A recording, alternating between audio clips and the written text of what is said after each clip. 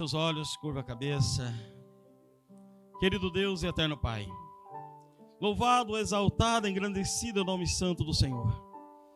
E diante de Ti, ó Deus, nós abrimos, ó Deus, o nosso coração nesta noite, pedindo graça, Pai. Pedindo a direção do Senhor, pedindo ao Teu Santo Espírito que derrame sobre nós. E que cada dia mais, ó Deus, possamos aprender a viver, meu Deus, em novidade de vida. Crendo, meu Deus, na direção do Senhor, crendo na palavra do Senhor. Pai, em nome de Jesus, continue conosco e nos abençoe. Amém e amém, Jesus. Olhando para a palavra do Senhor e vendo o cuidado de Deus para com o seu povo, esta passagem nos expressa e nos dá lições preciosas. Quando Deus aqui está falando, orientando o profeta Elias. Elias aqui, vendo a desobediência, ele então dá uma palavra, e ela é complementada, porque aqui o texto diz, que ele diz: vive o Senhor Deus de Israel, perante a face estou que neste ano nem orvalho nem chuva haverá segundo a minha palavra. A Bíblia diz, através de Tiago, o apóstolo, que passou 3 anos e meio sem chover sobre a terra. Irmãos, imagina o que é isso. Muitas vezes enfrentamos, acho que há uns tempos atrás, passamos um período de seca aí de 4, 5, se eu não me engano, 6 meses, 7 meses. Parecia um deserto, todo lugar que você andava estava tudo seco.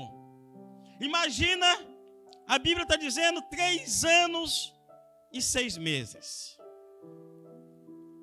Tiago capítulo 5, no versículo 17 vai dizer: Elias era um homem sujeito às mesmas paixões que nós, orando pediu que não chovesse. E por 3 anos e 6 meses não choveu sobre a terra. Orou outra vez, e o céu deu chuva, e a terra produziu do seu fruto. E ele diz: 3 anos e 6 meses. Deus, sabendo que aquela palavra ia despertar a ira de Acabe,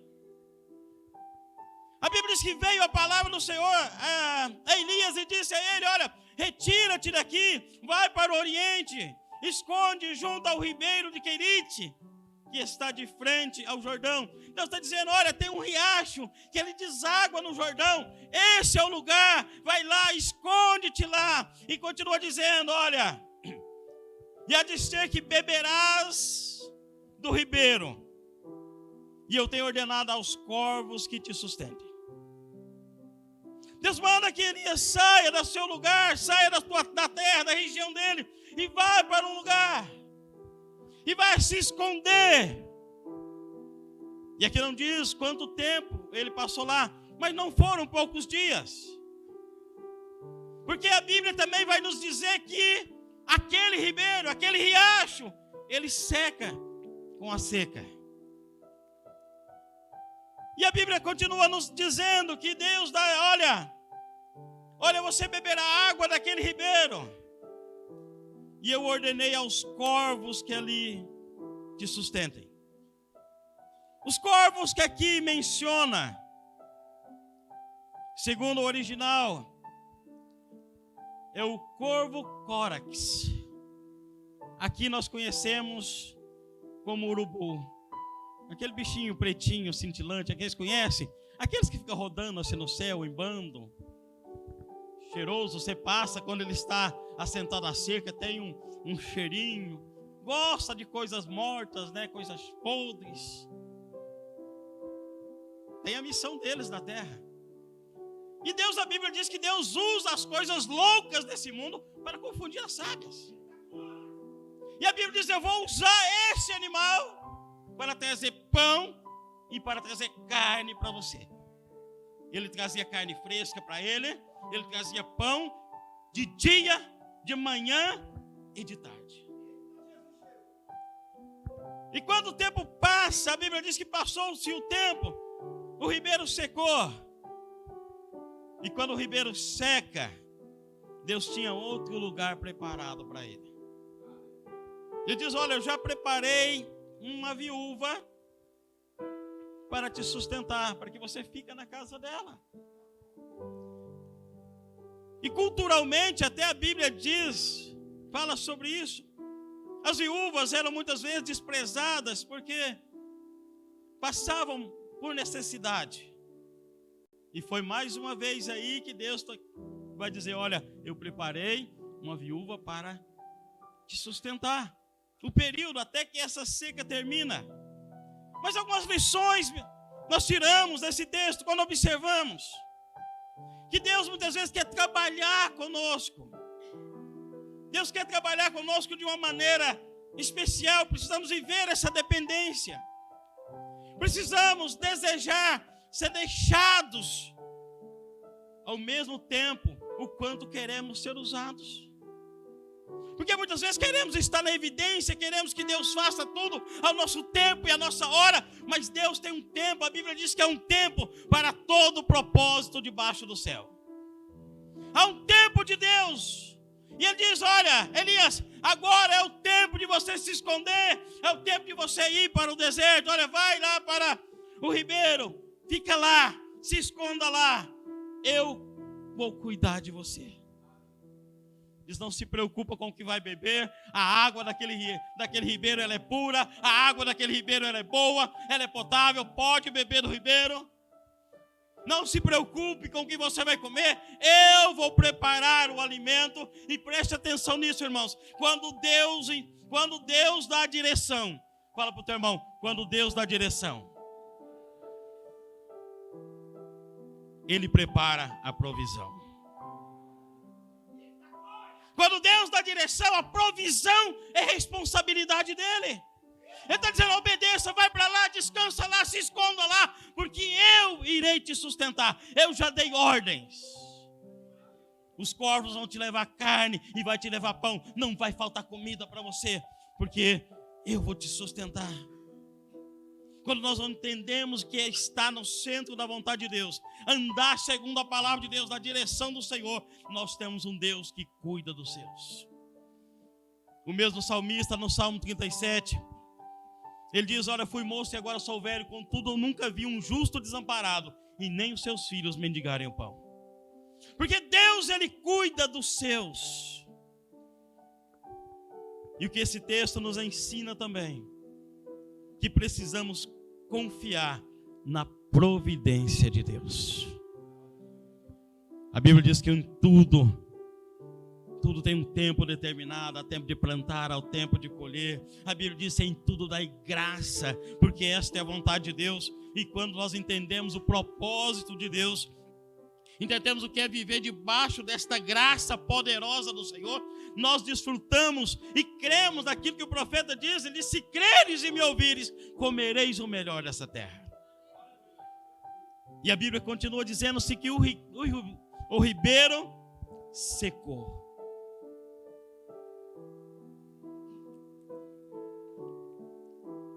Imagina Elias olhando cada dia mais que um ribeiro ele não seca de uma vez, ele vai diminuindo a sua água, ele vai diminuindo. E Elias está olhando e talvez ele pensa: olha, a minha fonte de água potável está acabando. Mas quando o riacho seca,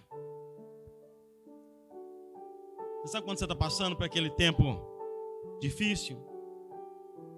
Quando você está vivendo um tempo de crise? Quando parece muitas vezes não ter saída, não ter solução, que a provisão está secando. Preste bem atenção. Quando o riacho secar, quando a provisão acabar, é um sinal que Deus vai multiplicar. É o sinal do milagre do Senhor está chegando. E Deus diz então agora: levanta, vai, que eu preparei uma viúva para te sustentar. E quando ele chega, ele vê aquela mulher com os gravetos. Ele diz: me dá uma água lá. E quando ela vai buscar, ele diz: olha, traz algo para me comer também. Aquela mulher rasga o coração e diz: olha, Não é que eu estou querendo redicar, não. Mas é que a coisa está difícil. Eu tenho um punhadinho lá, uma porção que dá lá para 2 pessoas. Para mim e para o meu filho. Vamos comer e vamos morrer. É nosso último alimento. A seca está sobre a terra. Não tem nada que se planta, dá. Mas o que ela não sabia é que a provisão de Deus estava chegando na casa dela. O milagre estava chegando na casa dela. E muitas vezes a Bíblia diz que a nossa fé é provada. E ela é provada como? Na circunstância. É provada nos momentos de crise. Porque é aí que a Bíblia diz.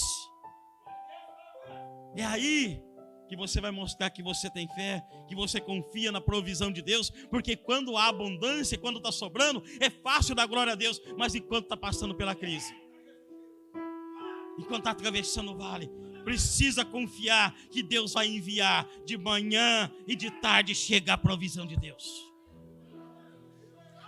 Ele olha para aquela mulher e diz: olha, parte lá, diz que dá para 2 pessoas, então divide. Faz primeiro para mim.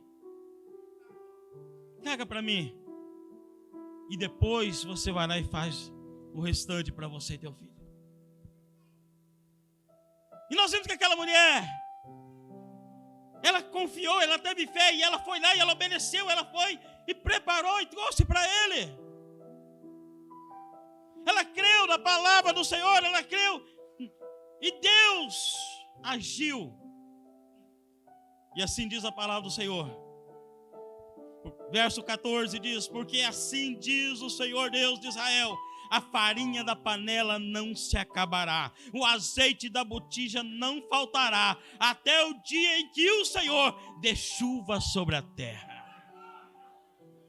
Aquela mulher, ela confiou na palavra do Senhor, e Deus proveu na vida dela, na vida de Elias.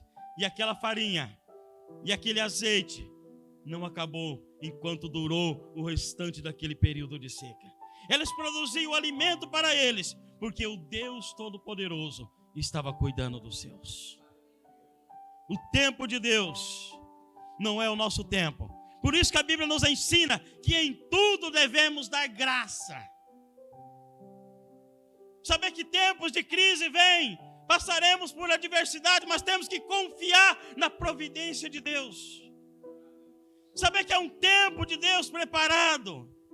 Há um tempo de Deus para que nós desfrutamos, para que nós confiamos, para que nós demonstramos que confiamos nele.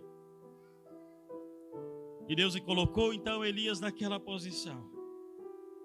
E ele viveu o milagre de Deus, a providência de Deus. Depois, Deus levou ele à casa daquela mulher, porque Deus sabia da necessidade dela.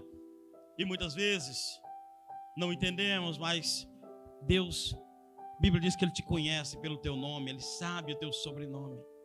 Deus sabe quem é você, o que você está passando, a luta que você está passando, e Ele está dizendo que Ele é o Deus da providência. E quando olhamos para esse texto, entendemos que um pouco para Deus é muito, porque Ele pode multiplicar. Então, irmãos, não fica reclamando, murmurando, se lamentando, porque Deus só precisa de um pouquinho para fazer multiplicar. Deus só precisa de uma pequena ideia para mudar a tua história. Deus só precisa que você confie nele em todo o tempo. E a Bíblia diz que grandes coisas o Senhor vai fazer. Por isso que ele diz: não temas. Esta palavra não temas, ela está aqui na palavra de Deus.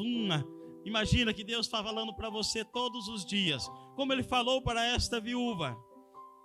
Elias diz, verso 3, disse Elias: não temas, vai e faz conforme a tua palavra. Deus disse uma vez para cada dia do ano uma palavra: não temas. Você vai encontrar ela aí 365 vezes aí na Bíblia Sagrada. Deus dizendo a teus filhos: não temas. Deus dizendo: não temas que eu cuido de ti. Não temas que no momento certo, na hora certa, eu entro com a providência. Deus dizendo: eu mudo a tua história, eu mudo a tua realidade. Você precisa apenas crer, Porque a Bíblia diz: se você crer, você vai ver a glória de Deus. Grandes milagres acontecem naqueles que creem. Deus faz coisas poderosas quando você acredita que Ele é poderoso para fazer. E quando nós acreditamos, quando rasgamos o nosso coração, quando permitimos que o Espírito Santo entre, faça morada, faça a diferença, nos tornamos uma nova criatura. Porque qual a diferença, pastor? A diferença é que quando você crê no Senhor Jesus de todo o teu coração e permite que Ele entre e faça morada, Ele faça as transformações necessárias. A Bíblia diz que aquele que roubava, ele não rouba mais. Aquele que adulterava, ele não adultera mais. Aquele que vivia na prática do pecado, ele abandona isso, porque ele teve um encontro com o Senhor. E Deus vai mudar a história, mudar a realidade. Tempos de crise vêm, mas tempo de provisão de Deus vem também. Tempo da manifestação da graça, tempo da cura, tempo da libertação, tempo de Deus fazer algo novo. E quando entendemos isso, começamos a viver, a Bíblia diz, em novidade de vida. Aprender a dar graças ao Senhor a todo tempo. Aprender a que o Senhor tem cuidado. Porque mesmo que eu estiver atravessando pelo vale, assim como o salmista diz: olha, mesmo que eu atravesse, que eu passo pelo vale de Baca, que é o vale árido, é o vale da adversidade, ele está dizendo: eu confio no Senhor. E a Bíblia diz que Deus ia provendo. E aqueles homens, eles iam indo de força em força. A cada dia, muitas vezes, você entra na casa do Senhor, muitas vezes preocupado, angustiado, não sabendo o que fazer, mas Deus está dizendo: não te preocupes, porque eu cuido de ti. No tempo de Deus Ele vai se manifestar. No tempo de Deus a porta vai se abrir. Não se apavore, não fique angustiado, porque tudo tem um tempo, tem um propósito. Só não podemos ficar murmurando. Só não podemos ficar lamentando. Só não podemos deixar que a ansiedade, que a angústia, que a preocupação invada nosso coração e nos prive, nos tire do propósito, da direção. Porque muitas vezes o tempo de Deus, e a maioria das vezes, o tempo de Deus não é o nosso tempo. Entendermos, irmãos, que para você, talvez você pense: mas pastor, está demorando. O tempo de Deus não é o nosso tempo.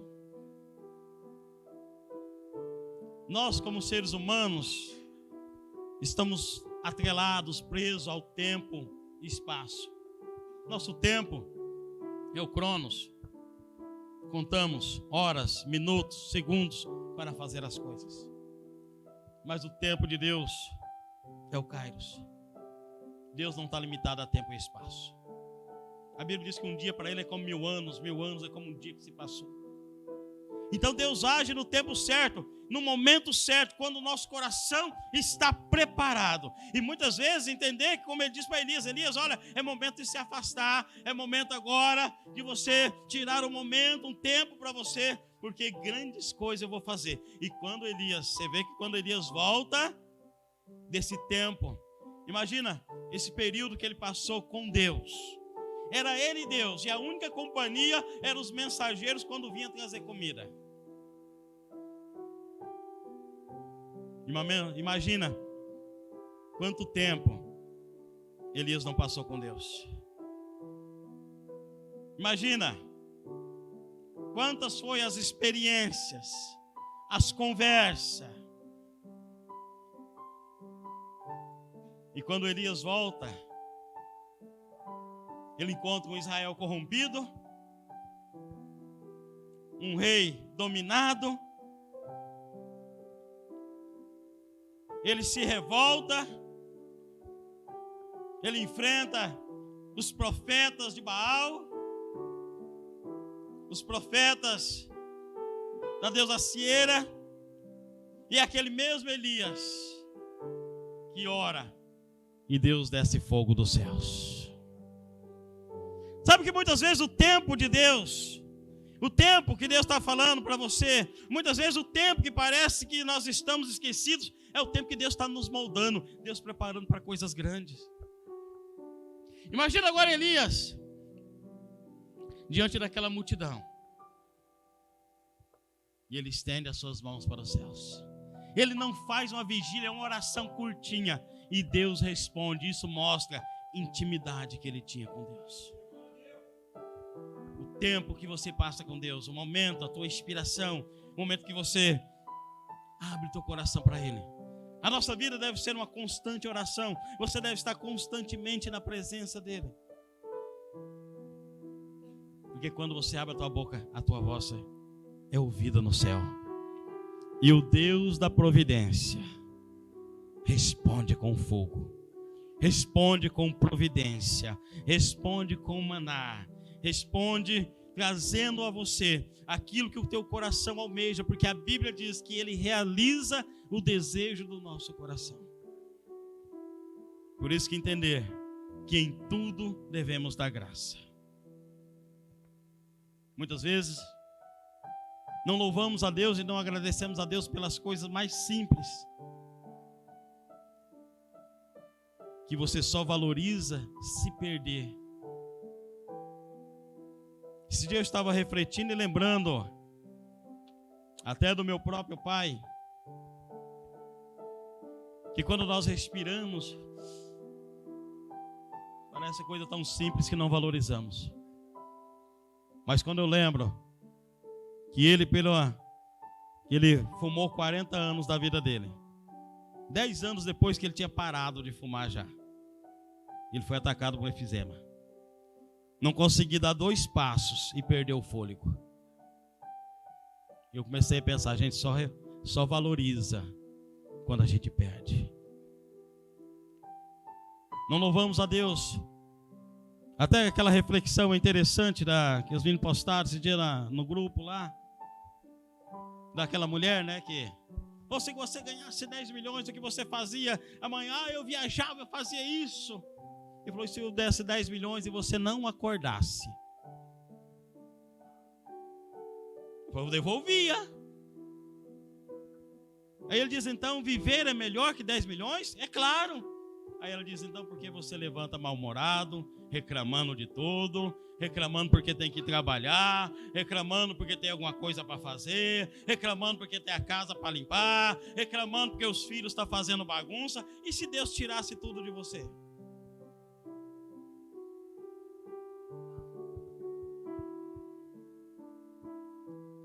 Será que não é motivo de estar dando graça? Se tem para fazer, porque Deus está te dando. Se você tem uma casa para limpar, porque você tem um teto na cabeça. Se você tem um trabalho para ir, é porque Deus está provendo na tua mesa. Por isso devemos valorizar o que temos, o que Deus tem nos dado. Por isso que quando você acordar, que a primeira palavra seria ser obrigado, Jesus. Obrigado por este dia. Obrigado pela minha família. Obrigado pela graça concedida, pelo fôlego de vida. O presente mais importante que o ser humano ganhou. E eu acho que é o que se menos agradece. Porque a Bíblia diz que quando Deus formou o homem, era um cadáver. E Ele soprou nas suas narinas. E ele se tornou alma vivente. Ele soprou o fôlego de vida. E quantas vezes, se eu perguntasse, se você disse, obrigado, meu Deus, quantas vezes, hoje eu não vou nem perguntar, se eu perguntasse esse mês, quantas vezes você despertou e disse, obrigado, Senhor, porque eu estou vivo. Obrigado, Senhor, porque eu estou respirando. Obrigado, Senhor, porque eu estou caminhando com as minhas pernas. Obrigado, Senhor, porque eu tenho alimento farto na panela. Eu posso comer o que eu desejo. E se você parar a pensar, muitas vezes, muito mais nós reclamamos do que agradecemos. E por isso que o Senhor diz, em tudo dai graça. Essa é a vontade de Deus. No momento, agora... Se Elias fosse olhar com a visão humana, quando Deus diz para ele, olha, vai lá, se esconde lá naquele ribeiro. Deus não poderia ter cuidado de Elias lá onde ele estava? Podia. Deus podia fazer Elias se tornar invisível ali. Pastor, que é isso? Pode. Prova. A Bíblia diz que Eliseu e Geazi estavam na cidade, a cidade cercada por um exército, procurando por eles. Geazi fica desesperado. Eliseu tinha experiência com Deus. O Senhor abre os olhos dele para que ele veja. Ele foi, vai lá, olha de novo. Ele viu o céu cercado, cheio de anjos. Eles saíram e não reconheceram eles. Podia fazer isso com Elias, podia ter feito, mas Deus falou para ele: não, retira-te, vai lá para aquela região, fica lá descansando lá. Você não está entendendo, mas eu estou te preparando para algo grande. Nós ouvimos aqui Elias murmurando e nem reclamando, mas obedecendo. E quando nós entendemos isso, nós vemos que Deus tem um cuidado todo especial conosco. Muitas vezes não entendemos, e quando não entendemos, devemos louvar o nome dele e dar graças. Por quê? Porque ele está cuidando. Pastor, eu estou angustiado. O que o apóstolo Pedro diz? Lançai sobre ele todos os vossos cuidados, toda a vossa ansiedade, porque o Senhor tem cuidado de vós. Olha para o teu irmão, usa essa palavra profética, diz: não temas, o Senhor está cuidando de você. Olha para o outro que está do outro lado, declara para ele, diz: não temas, diz: o Senhor está cuidando de você. Vamos colocar de pé e vamos estar orando.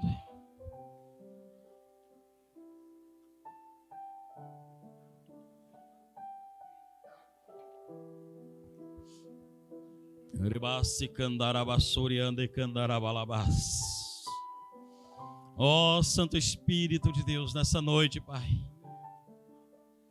derrama graça, meu Deus, sobre a tua igreja, sobre os teus filhos, papai. Nos ajuda, Santo Espírito, a entender o propósito do Senhor, a entender, meu Deus, aquilo que o Senhor tem para nós, Pai. Não permita, meu Deus, que os cuidados desse mundo, Senhor, que os cuidados com esta vida aqui, meu Deus, nos perturbe, Senhor.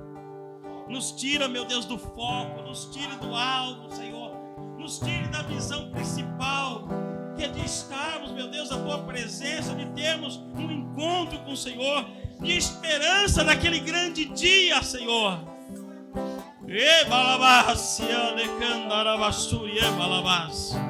Pai, em nome de Jesus, nessa noite, meu Deus de glória, vai derramando graça sobre a vida da tua igreja, vai derramando graça, meu Deus, vai ajudando, vai inspirando, vai transformando, vai movendo, Senhor da glória. Nos ajuda, Senhor, a vivermos em novidade de vida, a sermos transformados pela tua presença, a entendermos o que é, meu Deus, o propósito do Senhor, que os planos do Senhor são maiores do que os nossos, Pai.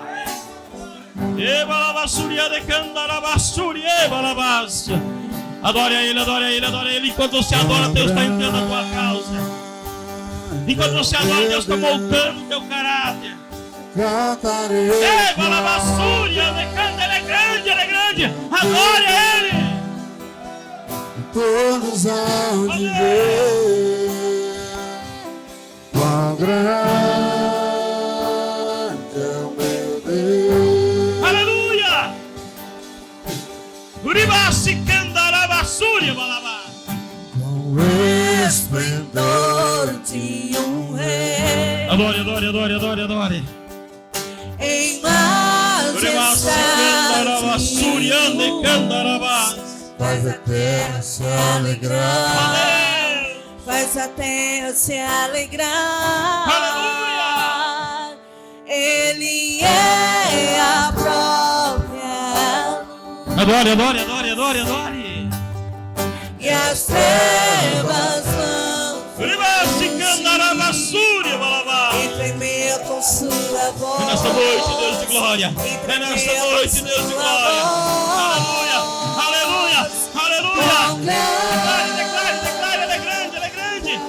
Uribasúria, decanta. Faça desse louvor a tua oração e adore a Ele. Exalte a Ele, exalte a Ele. Glorifica o Rei dos Reis. Todos hão Uribasúria, decanta. quão grande Ele é poderoso, Ele é poderoso. Ribalabassúria, decantarabá. corações E o tempo está das mãos Santo, santo é teu nome, Jesus. começo e o fim. Santo, santo é teu nome, Jesus. Começo e o fim. Santo, santo é teu nome, Jesus. Uriba, surica, marabá. Formam em Ó Deus de poder. Filho, Espírito, poder e o Só lembrando, irmãos, que amanhã, feriado, né? Já reservamos ali o clube ali do Clóvis. A partir do meio-dia, de meio-dia para frente, vai estar liberado. Então, como sabemos, né? Nós temos 3 batismos no ano, né? 1º de maio, 7 de setembro e aí o 3º sábado do mês de dezembro. Então amanhã teremos batismo. Olha, o batismo seria à tarde. Eu tinha até comentado que seria por volta ali de 3 horas da tarde. Mas aí, como alguns dos irmãos, quase todo mundo, vai trabalhar amanhã, então a gente vai fazer à noite, tá? O batismo vai ser à noite, 8 horas da noite, tá? Dá tempo todo mundo chegar do serviço. Aí, depois do batismo vai ter o caldo lá, vamos confraternizar. Quem recebeu a bênção dobrada e tiver de folga amanhã, pode ir lá tomar banho de piscina, quiser fazer um churrasquinho lá, tá liberado, tá? Então vai ter à tarde. As crianças vão apresentar? Manda aí, manda esses anjinhos para cá. Amém? Então à noite...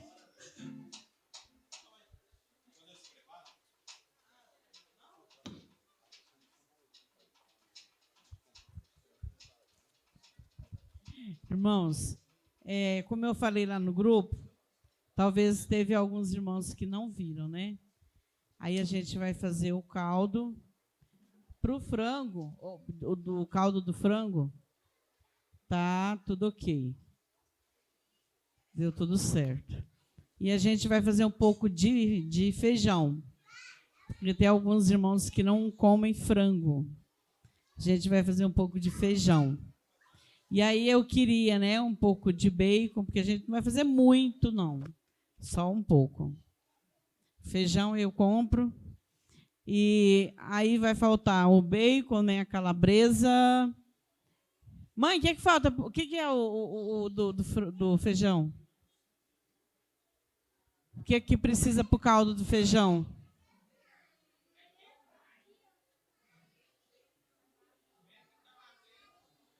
Bacon e calabresa, né? E pimentão e de sazon.